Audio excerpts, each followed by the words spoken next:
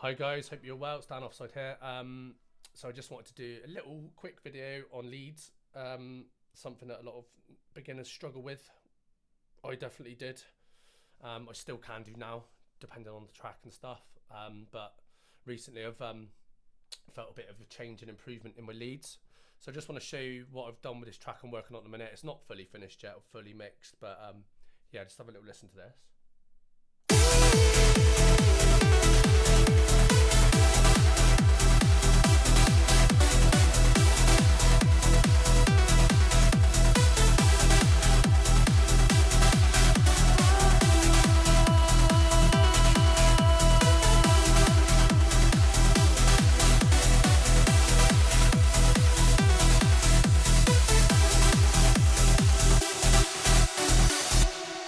So I've got 3 layers on this. Like a lot of people do the same when they first start. They think, well, I certainly did, like, oh, I need 5-6 layers. And like a lot of the thing is, these days a lot of the sounds are a lot more advanced and they're a lot stronger, and the VSTs and synths and that are more advanced.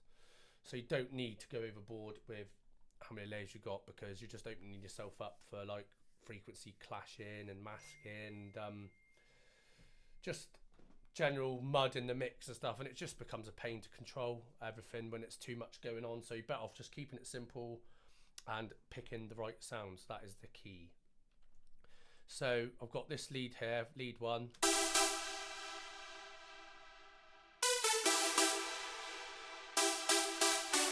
So this is like a nice open wide lead in a stabby style. What I've done with this one is, this release here is playing the main act in this. If you listen to it, I'll pull this down. The release basically controls how long the note plays for. So if I pull it right down, it's stabby, pull it up.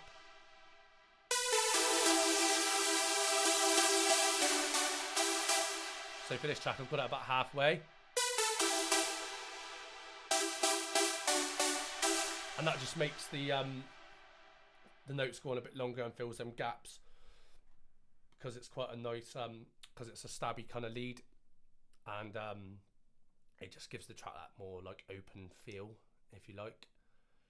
Lead 2, different sound again, slightly different, and the release is a bit shorter because I don't like to have my releases like too high on each one, because it just ends up sounding messy.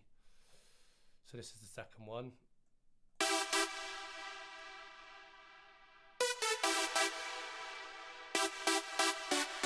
So what you need to do when you're doing your leads is make sure that each sound is contributing to the overall sound. If it's not, then it's not really going to help. So if I play this first one and then introduce the second one.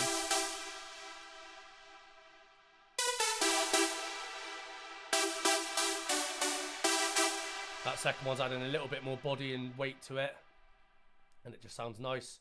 Just remember what I said, picking the right sounds is key. Then I've got a third one on there. This is like a more of a plucky sound, giving it a bit more attack.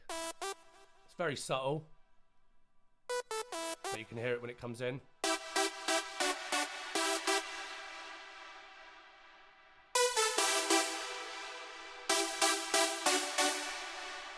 And that's all I've got for this track, is 3 layers at the minute. I'm probably not even going to add any more in there because I don't feel that it needs it.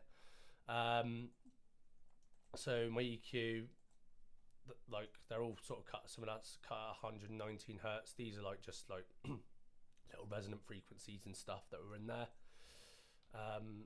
Same with all of them on here. I'm not going to go too much into the EQing really. It's just to show you more the layer inside of it and a bit of the processing. My processing's kept really simple as well. On this I've only got my mag EQ, bit of saturation, and the EQ again, so I'll show you about it.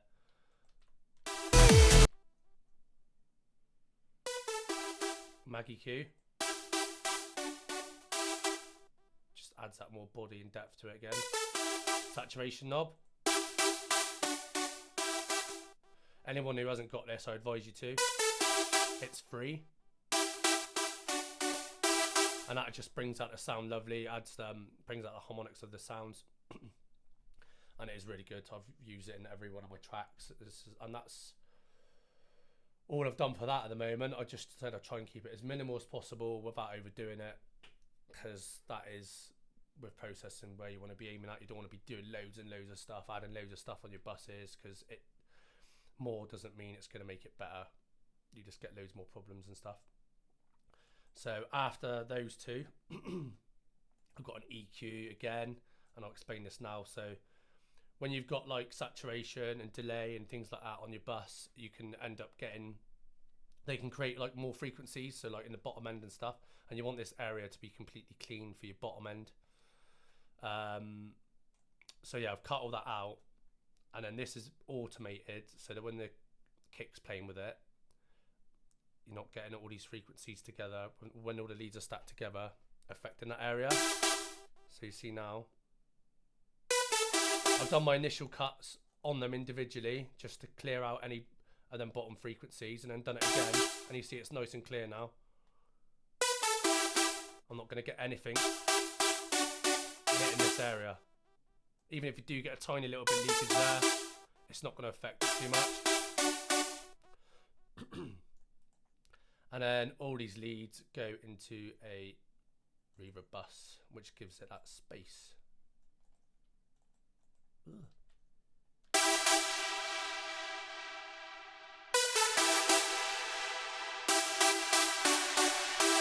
And that just opens it right out. Sounds lovely.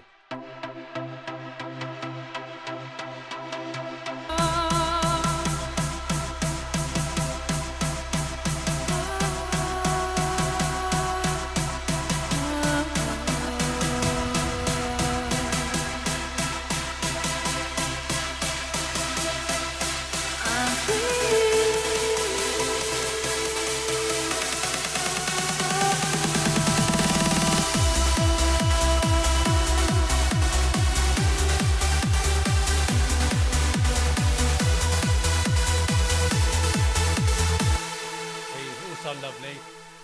And also I've got sidechain pads underneath there as well. Oh, what's my sub pad?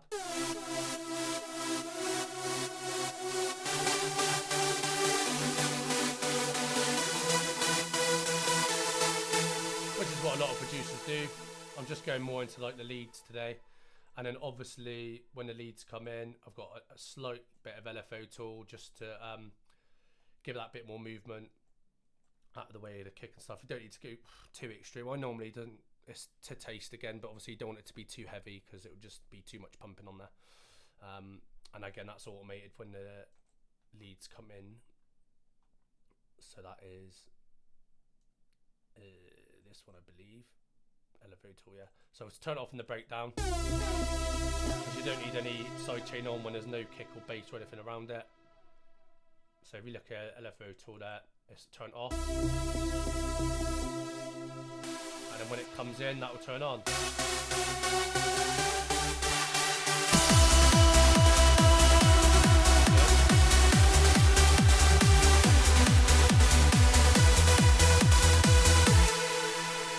So yeah, it's just a quick video really. I'm not going to go into too much on it, but like if anyone wants to learn any more, obviously I run my Patreon service, which you can join. I'll put a link in the comments and description, and you can hit me up or have a look and see what takes your fancy. And yeah, I'll speak to you soon. Hope you enjoyed the video, guys. Cheers.